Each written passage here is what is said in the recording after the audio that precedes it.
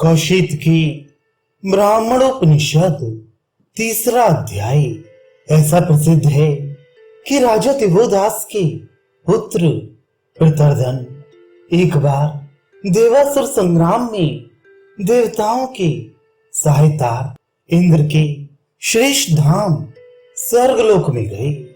वहां उनकी अद्वितीय युद्ध कला एवं शौर्य से अति संतुष्ट होकर इंद्र ने कहा, हे प्रतर्दन, कहो मैं तुम्हें कौन सा वर प्रदान करूं। वीर प्रतर्दन ने कहा, हे देवेंद्र, जिस श्रेष्ठ वर को आप मानव जाति के लिए परम कल्याण युक्त मानते हो, वैसा ही कोई श्रेष्ठ वर आप स्वयं ही मेरे लिए प्रदान करें। इंद्र ने कहा, हे राजन, इस संसार में यह सभी जगह विदित है कि कोई भी व्यक्ति दूसरे के लिए वर की मांग नहीं करता, इसलिए आप अपने लिए कोई भी वर मांगे। प्रतर्दन ने कहा कि तब तो मेरे लिए वर का अभाव ही रह गया। प्रतर्दन के ऐसा कहने के पश्चात देवराज इंद्र निश्चय ही अपने सत्य पथ पर आरूढ़ रहे। वे स्वयं ही साक्षात सत्य के स्वरूप हैं। उन प्रख्यात देवराज इंद्र ने कहा, हे प्रतर्दन, तुम मुझे ही यानी मेरे ही यथार्थ स्वरूप को जानो। इसे ही मैं मानव जाति के लिए परम कल्याणकारी वर मानता हूं। त्वष्टा प्रजापति के पुत्र विश्व रूप को, जिसके 3 सिर थे, उसे मैंने अपने वज्र के प्रहार से मार डाला है। इतने ही मिथ्या अहंकारी सन्यासियों को, जो अपने आश्रम के श्रेष्ठ आचरण से पदच्युत हुए एवं बहिर्मुख अर्थात ब्रह्मा के श्रेष्ठ विचारों से रहित हो चुके थे, ऐसे उन सभी को खंड खंड करके भेड़ियों के सम्मुख डाल दिया है। कई बार प्रहलाद के सहयोगी दैत्य राजाओं को मौत की नींद सुला दिया है। उलोम नामक असुर के सहयोगी दैत्यों एवं पृथ्वी पर निवास करने वाले कालखंज नाम से युक्त अधिकांश असुरों को भी विनष्ट कर दिया। किंतु इतने पर भी अहंकार एवं कर्म फल की कामना से रहित होने के कारण मुझ प्रसिद्ध देवेंद्र के एक रोम को भी नुकसान नहीं पहुंचा। इसी तरह जो मुझे ठीक प्रकार से जान ले, उसके पुण्य लोक को किसी भी कर्म से हानि नहीं होती। मेरे सत्य रूप का विवेक रखने वाले मनुष्य को बड़े से बड़ा पाप भी प्रभावित नहीं कर पाता।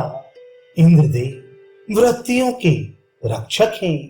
देव प्रवृत्तियों की रक्षा यदि किसी आतताई का वध भी करना पड़े तो उस क्रिया का पातक नहीं लगता। इसलिए इंद्र कहते हैं कि मेरे स्वरूप को जानने वाले को पाप नहीं लगता और ना उसका मुख कभी भय या अशक्ति के कारण नीला पड़ता है। उन प्रसिद्ध इंद्रदेव ने कहा कि मैं स्वयं ही प्रज्ञा स्वरूप प्राण हूं।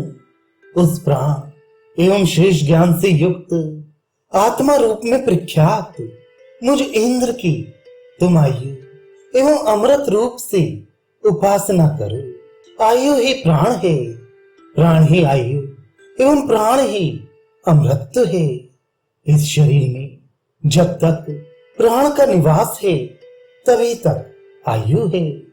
प्राण के द्वारा ही प्राणी अन्य दूसरे लोक में अमृत के विशेष सुख की अनुभूति करता है। प्रज्ञा द्वारा व्यक्ति शाश्वत सत्य का निश्चय एवं ऊहापोह आदि करता है। जो व्यक्ति आयु एवं अमृत के रूप से मेरी अर्थात इंद्र की उपासना करता है, वह इस लोक में पूर्ण आयु का गौरव प्राप्त करता है और स्वर्ग लोक में जाकर अक्षय अमृत के सुख का भागीदार बनता है। इस प्राण के संदर्भ में कोई कोई विद्वजन ऐसा कहते हैं कि निश्चय ही सभी प्राण, वाक आदि समस्त इंद्रियों सहित प्राण एक ही भाव को प्राप्त करते हैं। कोई भी व्यक्ति एक ही समय में वाणी द्वारा नाम सूचित करने, नेत्र द्वारा रूप देखने, कान से शब्द श्रवण करने एवं मन के द्वारा ध्यान करने में समर्थ नहीं हो सकता। इससे ये सिद्ध होता है कि निश्चय ही सभी प्राण अपने एक ही भाव को प्राप्त करते हैं। वे सभी प्राण एकीकृत हो समस्त कार्य करते हैं। ये सब एक एक विषय की क्रमशः अनुभूति करते हैं। जब वाक इंद्रिय बोलने लगती है उस समय सभी प्राण उसका मौन रूप से अनुमोदन करते हैं। जब चक्षु देखता है तब अन्य सभी प्राण भी उसके पृष्ठभाग में रहकर दृष्टिपात करते हैं। जब कान श्रवण करने लगता है तब दूसरे अन्य समस्त प्राण भी उस कर्णेंद्रिय का अनुसरण करते हैं। जब मन ध्यान करने लगता है तो अन्य सभी प्राण भी उसका साथ देते हुए चिंतन करते हैं। और जब मुख्य प्राण अपना कार्य करना प्रारंभ करता है तो अन्य समस्त प्राणेंद्रियां भी उसके साथ साथ वैसी चेष्टा करती हैं। ऐसा प्रतर्दन ने निवेदन किया। इस तरह से उन देवों में श्रेष्ठ इंद्र ने कहा, यह बात ऐसी ही है। समस्त प्राण एक होते हुए भी जो अन्य 5 प्राण हैं वे निःशेष अर्थात परम कल्याण स्वरूप हैं। निश्चय ही यही बात है। वागिंद्रिय से रहित होने पर भी व्यक्ति जीवित बना रहता है, क्योंकि गूंगों को प्रत्यक्ष ही देखा जाता है।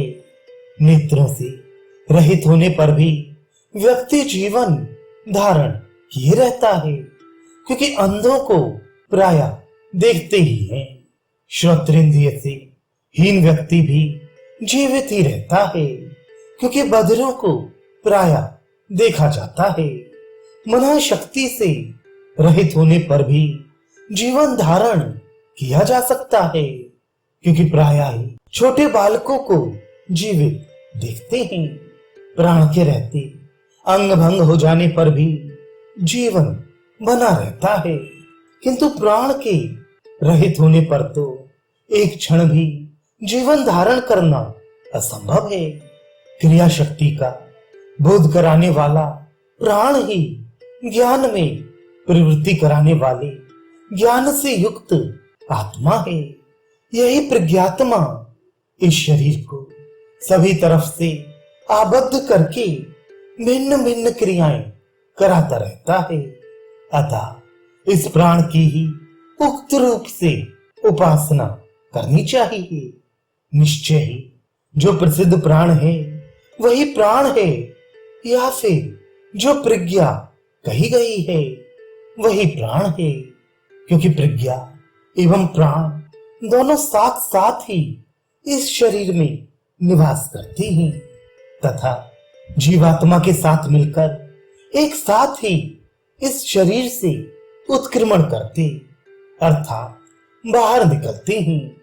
इस प्राणमय पर ब्रह्म का यही दर्शन, यही ज्ञान है और यही विज्ञान है, क्योंकि सुषुप्त अवस्था में जब सोया हुआ मनुष्य किसी भी तरह के स्वप्न नहीं देखता, उस समय शब्द सभी नामों के साथ, नेत्र रूपानुभूति सहित, कान शब्दों सहित और मन चिंतन सहित मुख्य प्राण में ही समाहित हो जाते हैं।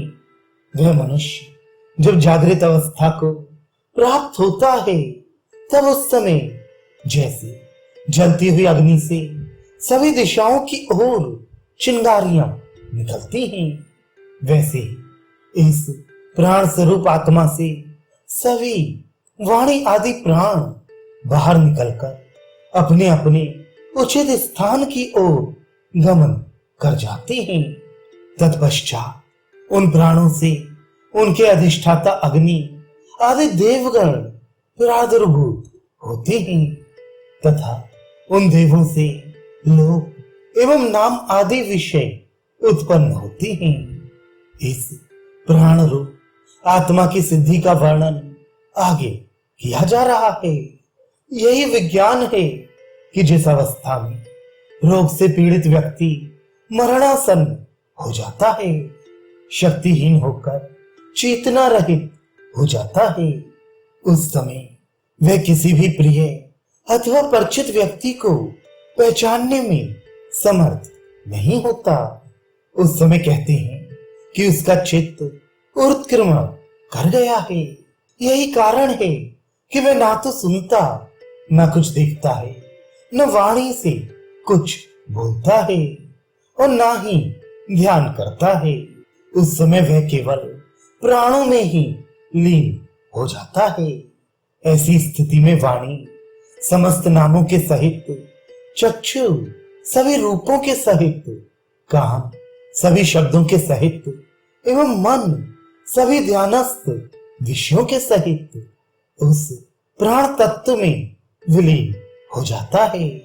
वह मनुष्य जब फिर से जागता है, उस समय जिस प्रकार प्रज्वलित अग्नि से सभी दिशाओं की तरफ चिंगारियां प्रस्फुटित होती हैं, उसी प्रकार इस प्राण स्वरूप आत्मा से वाणी आदि समस्त प्राण उत्पन्न होकर यथा स्थान अपना स्वरूप ग्रहण कर लेते हैं।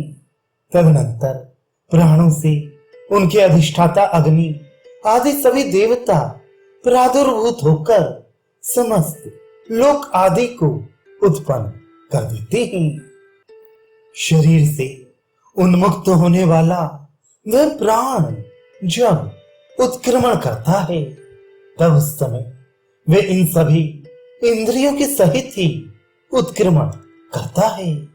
उस समय वाक इंद्रिय इस पुरुष के सभी नामों का परित्याग कर देती है, क्योंकि वागिंद्रिय से ही मनुष्य नामों को ग्रहण कर पाता है। ऐसा ही तथ्य सभी इंद्रियों के विषय में है।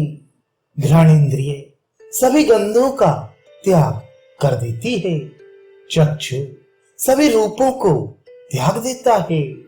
कर्ण इंद्रिय सभी तरह के शब्दों का परित्याग कर देती है और मन ध्यानस्थ विषयों का परित्याग कर देता है। इसी प्राण रूप आत्मा में समस्त इंद्रियां समर्पित होकर अपने अपने विषयों का पूर्ण रूप से परित्याग कर देती हैं।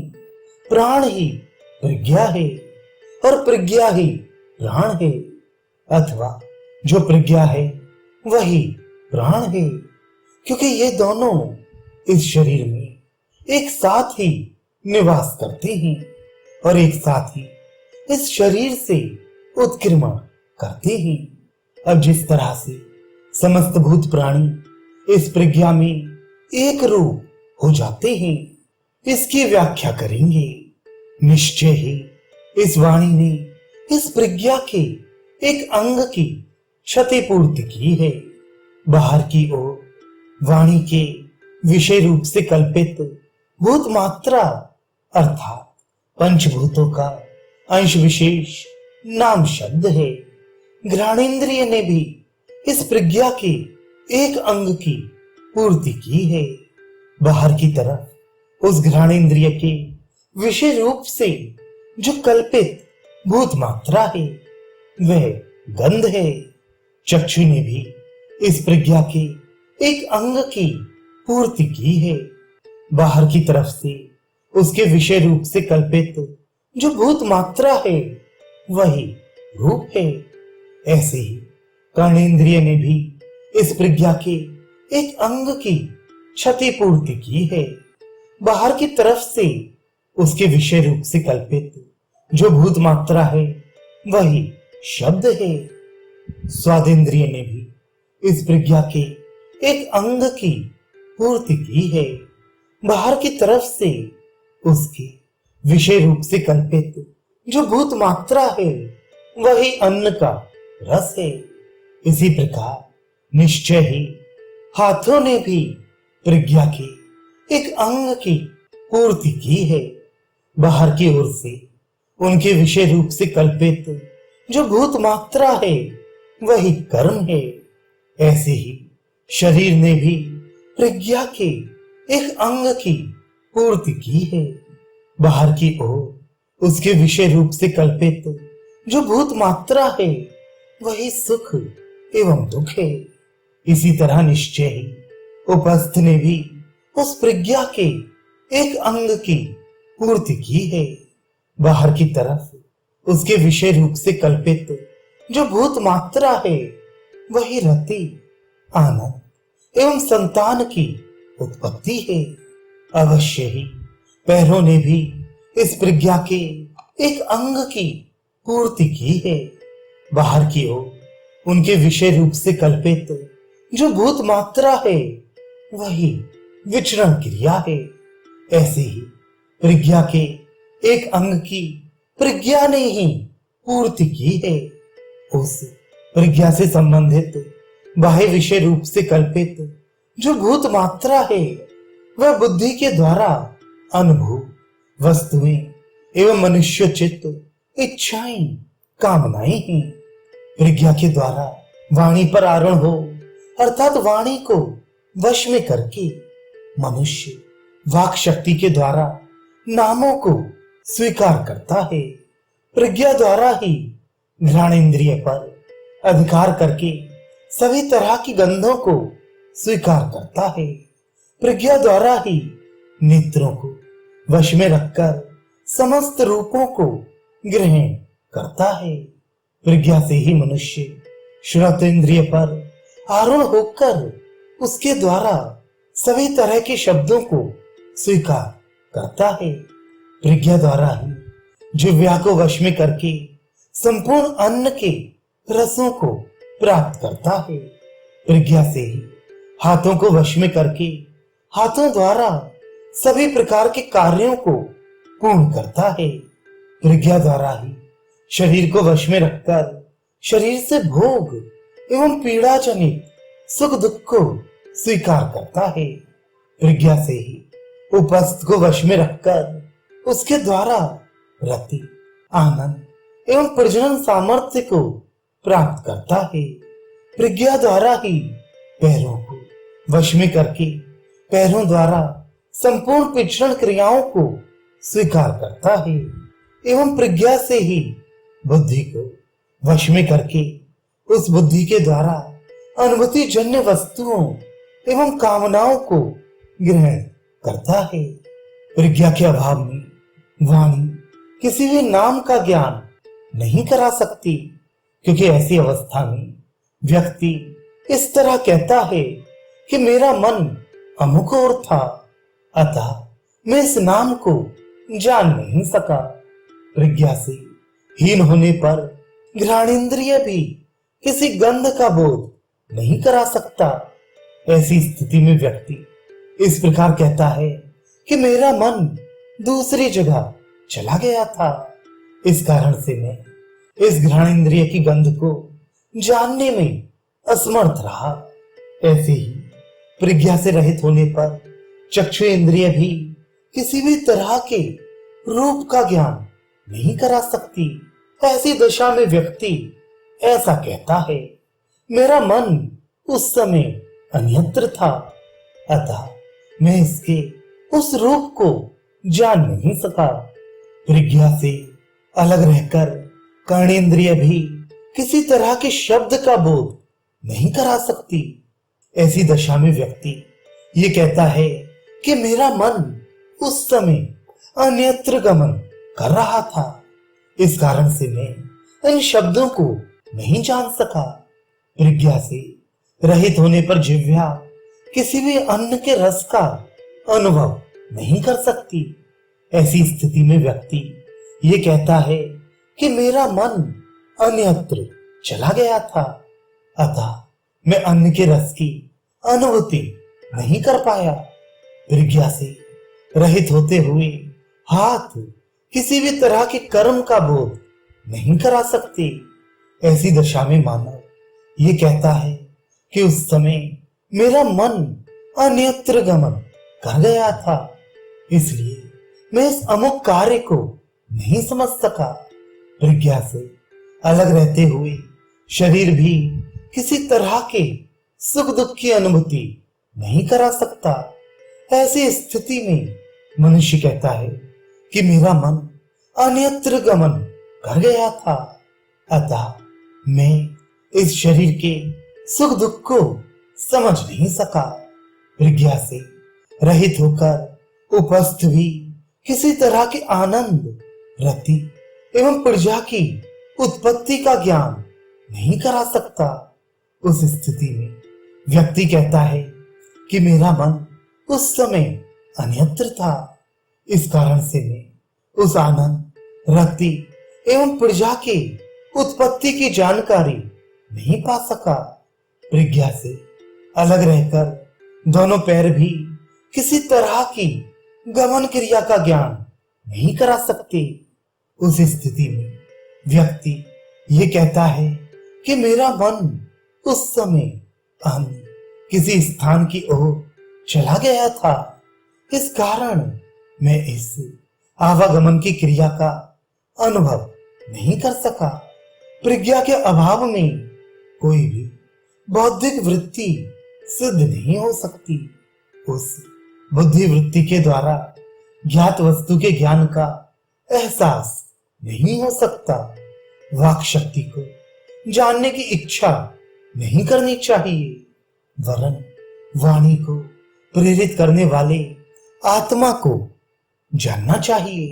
गंध को जानने का प्रयास नहीं करना चाहिए, बल्कि गंध को ग्रहण करने वाले आत्मा को जानना चाहिए। रूप को जानने की इच्छा नहीं करनी चाहिए, रूप के ज्ञाता साक्षी स्वरूप आत्मा को जानना चाहिए।